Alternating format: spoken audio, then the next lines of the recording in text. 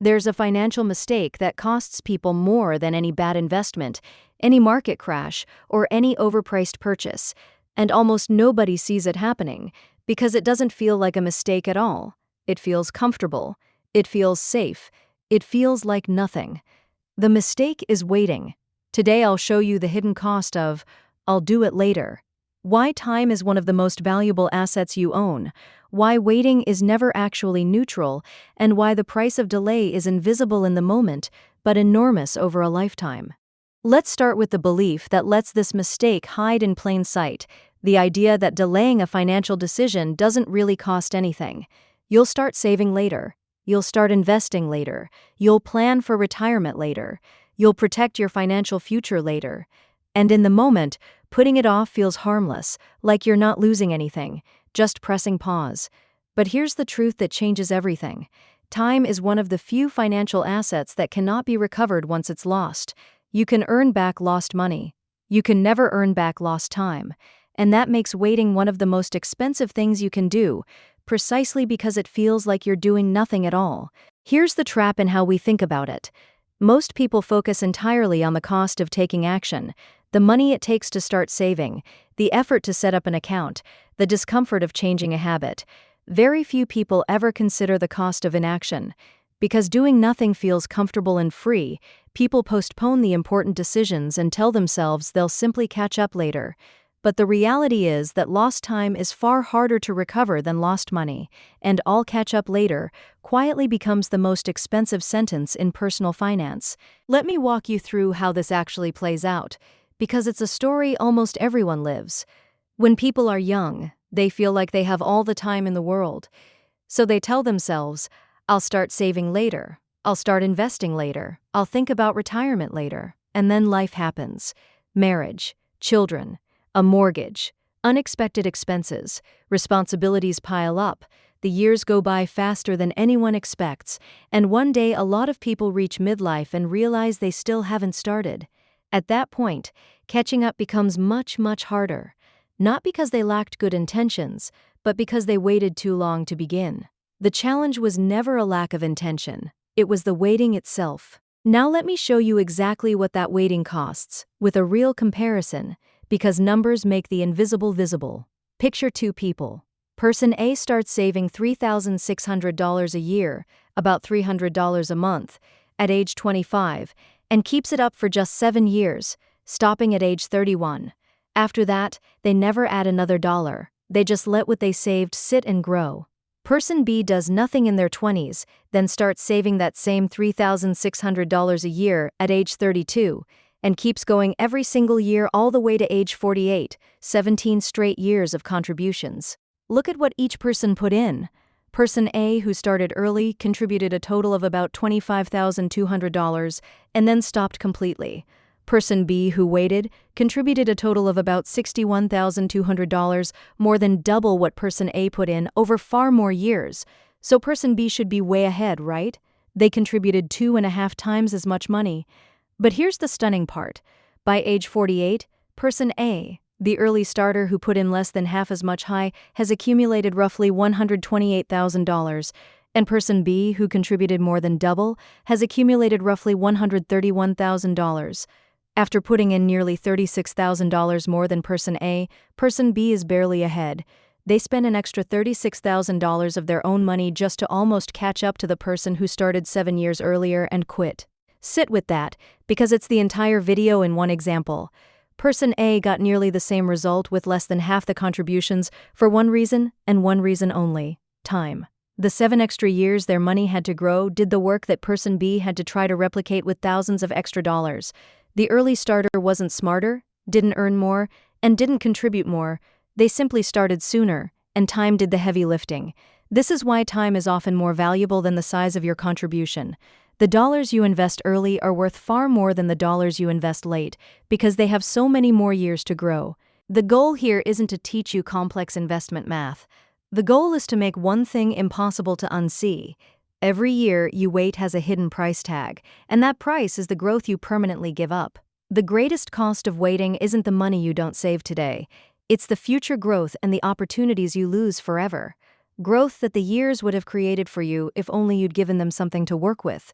Person B didn't just lose the 7 years of contributions they skipped, they lost everything those 7 years would have grown into, which is why no amount of extra saving later could fully close the gap. So let me give you the insights that come out of this, because they change how you make decisions. Time is a financial asset, maybe the most powerful one you have, and the only one you can't buy more of. Delayed decisions always have consequences, even when those consequences are invisible in the moment. Small actions taken early routinely beat large actions taken later, because early actions get the gift of time. Compound growth rewards consistency and patience above almost everything else. It favors the person who started, not the person who optimized. And lost time, unlike lost money, can never be recovered. Once a year is gone, it's gone, along with everything it could have grown into. Now, here's the objection I know is forming in your head, because it stops millions of people. But I don't have it all figured out yet. I don't know enough. The timing isn't right. And here's the answer that sets you free. Perfect timing rarely exists, and starting imperfectly is almost always better than waiting for the perfect moment. The people who win financially are not the ones who waited until they had the perfect plan, the perfect amount, or the perfect market. They're the ones who started small, imperfect, unsure, and let time go to work. A modest amount invested today, imperfectly, beats a perfect plan you finally execute 5 years from now, because those 5 years are the most valuable thing in the entire equation, and you can never get them back. This is why the most important financial move is usually just to begin. Not to begin perfectly, not to begin with a large amount, just to begin, now, with whatever you have, however imperfectly, because the single biggest variable in your financial future isn't how much you contribute or how clever your strategy is. It's how early you start. The person who starts today with a small amount and stays consistent will, in many cases, end up ahead of the person who waits years to start with a larger one. That's not a trick of the math. That's the raw, almost unfair power of time. So let me leave you with the reframe that matters most. Every financial decision actually has two costs, and we only ever look at one of them. There's the cost of action, what it takes to start, and there's the cost of inaction, what you lose by waiting. We obsess over the first and ignore the second, which is exactly backward, because the cost of inaction is usually the larger one. Doing nothing isn't free. It's one of the most expensive choices you can make, build silently in lost time and lost growth, with the invoice not arriving until years later, when it's too late to undo. If there's one thing I want you to take from this, it's that waiting is not neutral. Every year you delay is a year of irreplaceable growth handed back, never to return. You don't need to have it all figured out. You don't need a perfect plan or a large amount. You just need to start. Today, imperfectly, with whatever you've got. Because the most valuable financial asset you own is the time stretching out in front of you, and it's quietly expiring while you wait to feel ready. The best time to start was years ago. The second best time is right now, before another year of growth slips away. Let me linger on that comparison a little longer, because the more you look at it, the more striking it gets. Person A put money in for only 7 years, and then walked away entirely, never contributed another cent after age 31. Person B contributed for 17 straight years, more than twice as long, and put in more than double the total dollars. By every measure of effort and sacrifice, Person B did far more. They saved longer, they saved more, they showed more discipline over more years, and they ended up with barely more than the person who quit at 31. If you measured return on effort, Person A absolutely demolished Person B, nearly the same result for less than half the contributions and a fraction of the years. That gap, that enormous difference in efficiency, was created by nothing but a 7-year head start. Time did for Person A what no amount of extra discipline could fully do for Person B. And here's the detail that should genuinely change how you act. Person B can never fully fix this. They can save more, save harder, save longer, and they still can't buy back those 7 early years, because those particular years are gone, and so is everything they would have grown into. This is what makes time so different from money. If Person B had lost $36,000 in a bad investment, they could earn it back. But the 7 years of growth they skipped aren't a sum of money you can re-earn. They're a window that closed. You can always make more money. You can never make more time. That asymmetry is the entire reason waiting is so quietly expensive, And why "I'll catch up later" is a promise the math usually won't let you keep. Now let me address the specific way this trap springs, because understanding the mechanism is how you avoid it. When you're young, the waiting genuinely doesn't feel like a decision at all. You're not consciously choosing to lose money, you're just not starting yet.